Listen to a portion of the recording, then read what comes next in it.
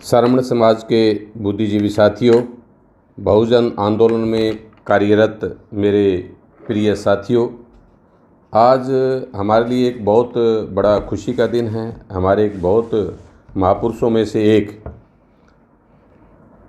जो समाज की बहादुर बेटी, जिनकी दुनिया के सबसे चर्चित लोगों की 10 लोगों की जो टाइम मैगज़ीन में जिनका नाम सेकंड नंबर पे आया, कवर स्टोरी जिन पे थी, समाज की बहुत ही बहादुर बेटी फूलन देवी का जन्मदिन है। आप सबको उनके जन्मदिन की बहुत बहुत बधाई। आज मैं आपको अनटोल्ड स्टोरी ऑफ फूलन देवी की मैं आपको सुनाने जा रहा हूँ।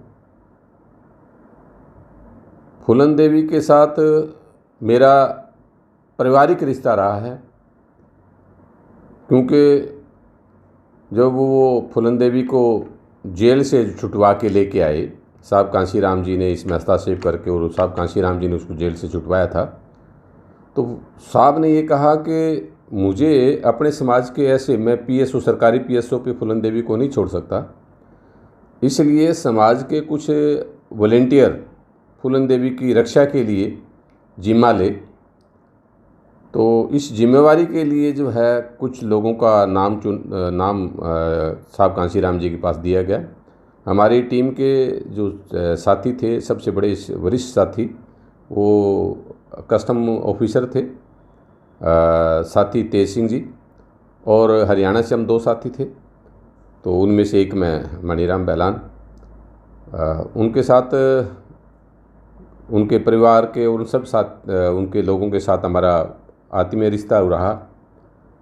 इसलिए मैं इस अधिकार से, आपने देखा होगा कि सोशल मीडिया पे फूलन देवी के हाथ में एक गन है, गन के साथ एक दाढ़ी वाले 2 व्यक्ति हैं, एक मैं हूँ, एक वो मेरे साथी है, इंजीनियर है मेरे साथी वो, और इस साइड में जो है उनके हाथ में एक गन है, दूसरे मेरी गन जो है फूलन देवी ने अपने हाथ में ली हुई है। तो दूसरा व्यक्ति मैं सेल्फ मणिराम बैलान।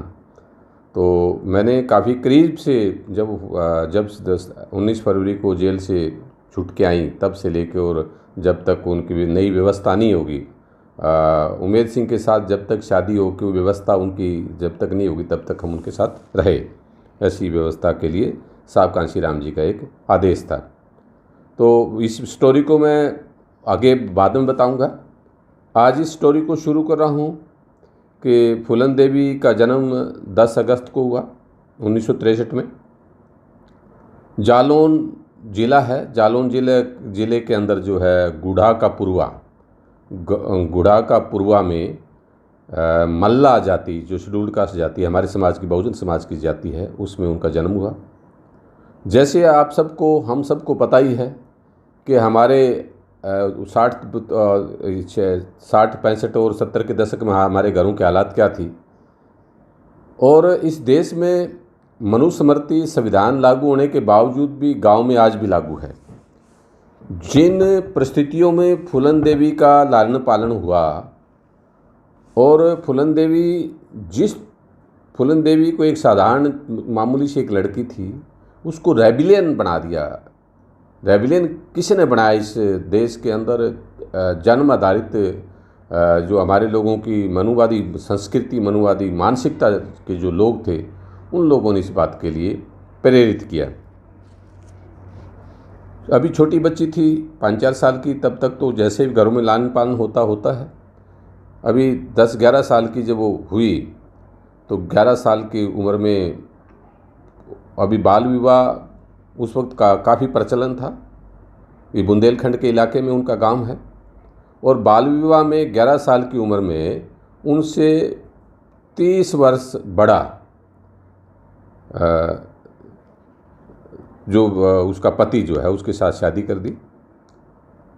अब चलन था, अब किसको दोष दें किसको नहीं। अब जो उसका सिस्टम दूसरा क्या होता था कि बाल विवाह हो जाते थे, एक लड़की के साथ दूसरी का ऐसा भी हो जाता था। इस परिवार में ये 4 लोग थे, टोटल 6 हैं परिवार के लोग। इसमें फूलन के 2 भाई, 2 ये बहनें थी, बड़ी फूलन है और छोटी मुन्नी है। 6 लोगों का ये परिवार था। एक इनका चाचा था, चाचा का जो है इनके पास थोड़ी सी ज़मीन थी गांव में, पुरवा गांव में। वहीं उस ज़मीन पे इसके चाचा के नीयत ख़राब हो गई। चाचा के लड़के उम्र में बड़े थे, तेज़ तरार थे। ये अभी इनमें तो फुलन ही थोड़ी ठीक थी, समझती थी। तो 11 साल की उम्र में शादी कर दी। तो शादी करने के कारण वो जो मसूदी लाल जो है, पुत्ती लाल उसका नाम है, उसको या तो उस वक्त नहीं मिलती होगी लड़कियां, जैसे भी पोजीशन वहाँ की, क्योंकि ये मनुवादी सिस्टम का एक दंश है, ये दंश जिस टाइप का। और इस बच्ची को वो ससुराल ले गए। और ससुराल में मैं नहीं कहता रेप हुआ, कुकर्म हुआ।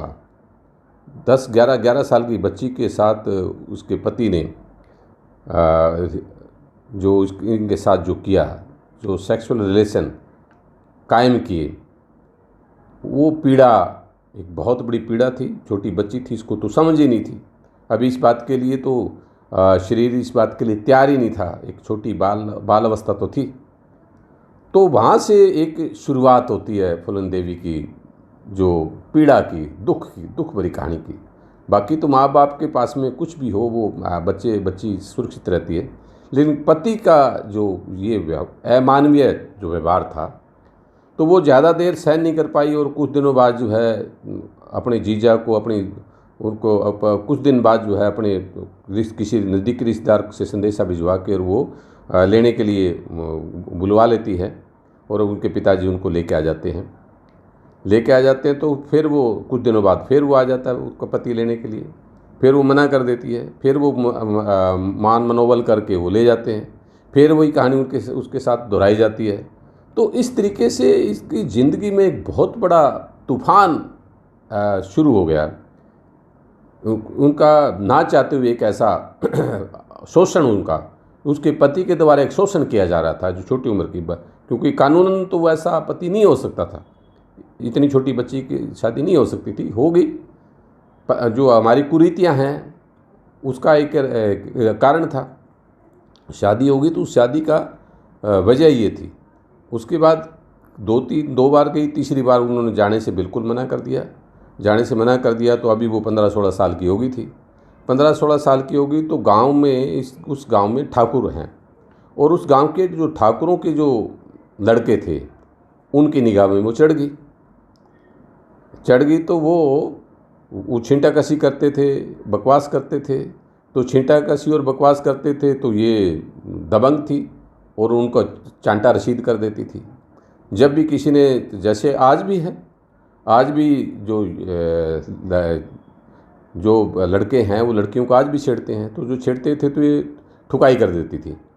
तो ये एक तो मल्ला जाति की, दूसरा ठाकुरों में एक रिवाज है कि वो क्या, जो बना, अपने आप को बना बोलते हैं, बना का मतलब हर एक का बटेऊ, उनके ठाकुर जो है कहलवाते हैं ऐसा।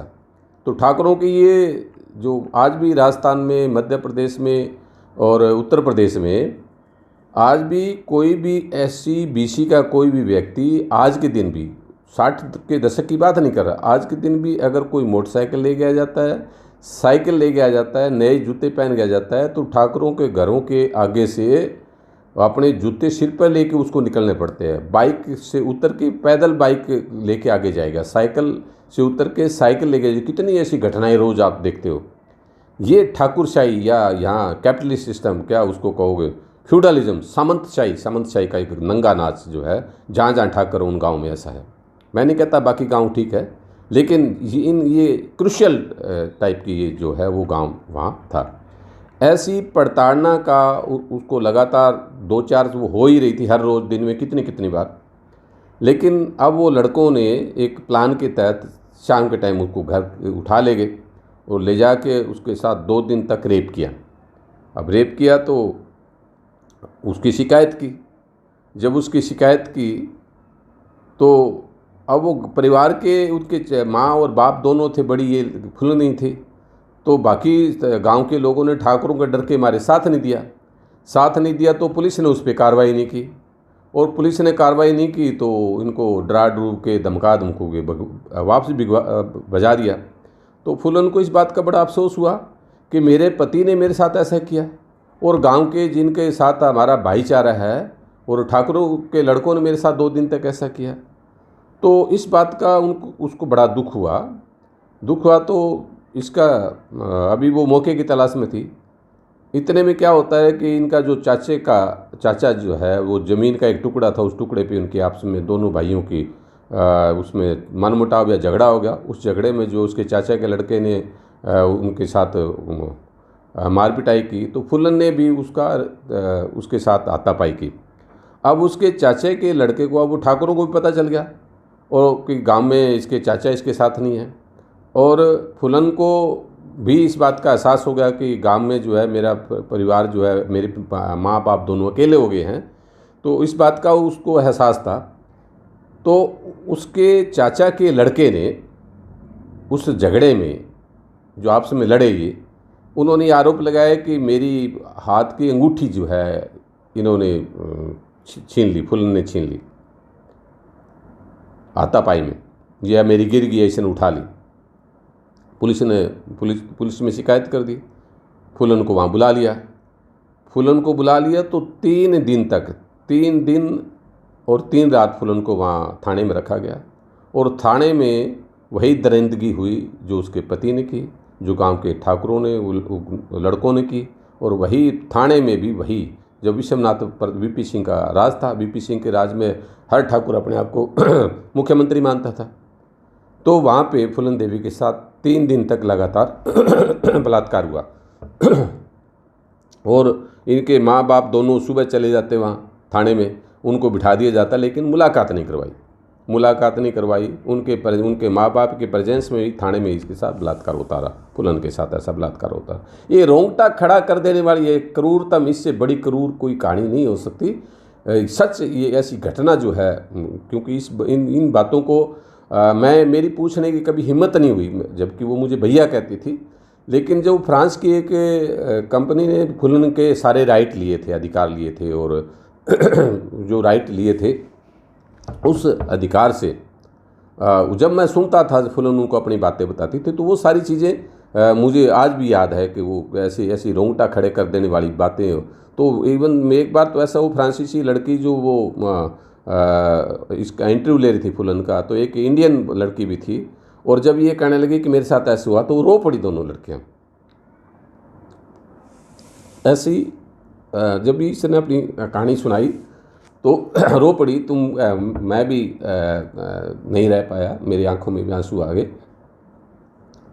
कि जो एक घटना का जो जिक्र किया, पूरी जो स्टोरी है मेरे सामने जो है वो राइटर वो टेप रिकॉर्डर में रिकॉर्ड करती थी, और इनके सारे राइट जो है फ्रांसीसी कंपनी ने लिया हुआ था। तो जिस तरीके से फुलन जो बताती थी वो सारा कुछ वो मेरे आंखों के सामने से था। तो मेरी हिम्मत नहीं पड़ पा रही थी कि मैं इस कहानी को कैसे सुना पाऊँगा आपके सामने। लेकिन मैं जिस बेटी ने इसको भुगता, जिन जो कष्ट में से जो निकली, उसकी क्या हालत रही होगी जो आज हमारी ये हालत है।